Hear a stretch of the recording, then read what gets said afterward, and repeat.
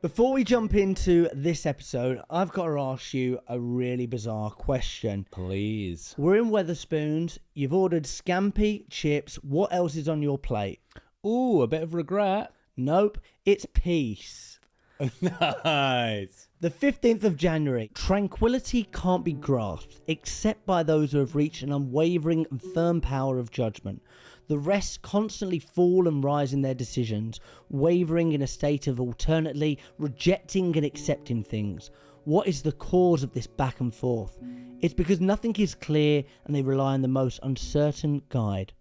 Common opinion. Whoa. You're going to hit me with that, are you? I'm going to hit you with that. It's the 15th of January. I want to talk about when we started our business. So in the early days, okay, we had this formula and we have this approach. I'm calling people up and I'm saying it's a sales call. You might want to hang up or let me have 30 seconds. I didn't believe that would work for me. You were like, actually, it will work. It's not just a thing that it worked for me. I was like, I'll trust the process, okay?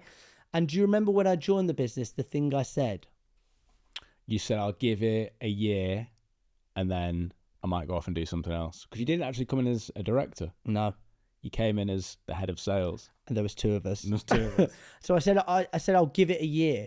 But that wasn't like a, let me try it and I'll dip my toe in and I'll go. I was like, no, I'm going to be committed. I'm going to apply myself so hard for a year. And I think 2 months in, I called you and went, the game's changed. We're in. Let's go for superstardom. But it was that thing of, I will give it a year. This is my path. This is my course. I'm going to stick to it. I'm going to commit to it. And I think one of the big things that I took was cold calling people is a hard job and we all know it. And the way that we do it is we're very upfront, honest, and we say that the cold call opener that we use. I was in a communal office. I was surrounded by people. Every single day I was making 50, 60 calls on my mobile. I was going, I'll be honest, it's a sales call. You can hang up or let me have 30 seconds. And the looks I was getting, the people staring at me. I even heard people saying that wouldn't work. That wouldn't work on me. That wouldn't work. And we get messages all the time of people that want to adopt this style. And they go, but other people in my office have mocked me. And it wouldn't work. And I even remember, like, I used to lock myself in a phone booth at one point because too many people were, like, staring at me. I was like, oh, let me just get away from this so I can not get in my head. I'm walking up on, like, 1 month in cold January, and some lads were like, you going in your office today? Like, I'll show you, schmucks. But it's hard. But it was a case of, like we said, it was like, I'm going to get 2 meetings today. And then I'll focus on other tasks or whatever. But the goal is, this is my path. I'm sticking to it. And it's about having a process or a system that you follow step by step and not kind of going off from that. But you will probably be honest, at times I have, what does Confucius say? The man who chases 2 rabbits catches none. I'm guilty. Yeah. I have been guilty of that. What does that look like? I think when we first started out, well, I'll add some colour to what you just talked about then around the start, right? I think you've always been very good at the committing to the thing. And I think like that is the consistency. We all talk about it, but actually being consistent, that thing that you said around, I'll stick it out for a year. The first morning in the job, you were saying to me, this doesn't work. I can't get it to work. It's really hard. And you rang me in the afternoon, do you remember what you said? you probably remember better. I mean, we can bleep this out if the language is too strong, but you rang me up and you went, mate, it really fucking works. It really works. And then you might have booked another meeting from there. But there was that like hunger to it worked. And I think we had a day where there might have been a bit of virality on LinkedIn or something, and both our diaries were suddenly full, like totally chock-a-block. And I visited you in Manchester, and we were sitting them, some of them were closed, and there was some next steps, but actually not much had happened. It just looked like something was going to happen. And when we were walking home, you just kept saying to me, so what would we do next then? What happens next? I think we should do this next. I think we should do that. Let's get a newsletter started.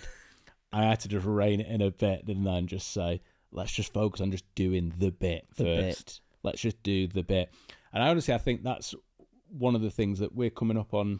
You know, we've been in business now just over 3 years, and being able to know that probably the reason why it's worked, is just we focused on the bit that we're good at and not wavered, not gone and just, oh, let's just try that thing as well. Let's try and just get involved in this. Like, just stuck to, here's the simple, rigid path, and I'm just going to see it right through to the other end.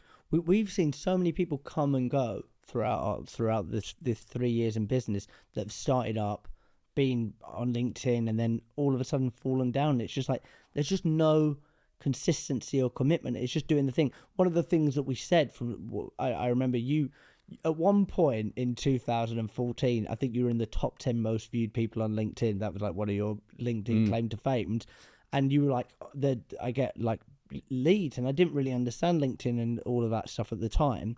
And I said, okay, I'm going to just commit to it. I'll post every single day without fail. And I think we made that pact, and we haven't fallen from that in 3 years. But it's those habits. And when you make those promises to yourself, you do it, and you don't expect things straight away. You stick to a process, and you know that there'll be some teething problems. There's a great story about Tiger Woods, and he was a really good golfer, but he said, I want to go back. I want to work on my swing again. I'm really not a golf fan. But he took it back to basics, and he relearned, and he brought this new process in, and he went, I will be bad to start with, but I'll be consistent. I'll do it over and over and over again, and I will get better and better from it. So it's about finding something and committing to it. I'm a big fan, and I'm a big kind of pusher of knowing when to quit as well, because that is a whole other lesson. But actually commit to one thing and get really, really good at it. Yeah.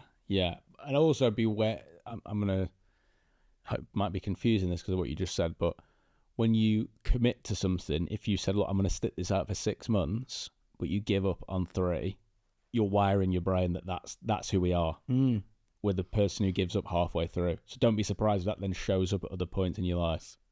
What you want to do is teach. Your brain's almost this unruly vessel that's part of you. You've got to keep it in line. You know, I've got to say, if I'm doing it for a year, I'm doing it for a year. Even if it feels awful at 10 months, I'm still going to see it through to the 12 months because I want to be the person that I say I am. Yeah. I say I'm going to do it, and I do it. Great advice. I've been Jack Frimston. I've been Zach Thompson. Remember, you will die. And I've been Cannelloni.